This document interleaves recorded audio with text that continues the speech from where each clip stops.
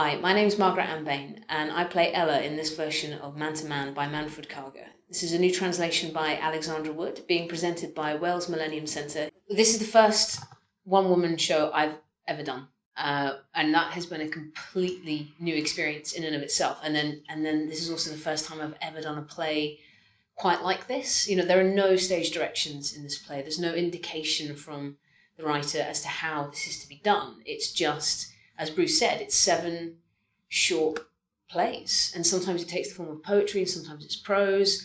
There's no guidance necessarily as to why those forms of writing are being used in those particular moments.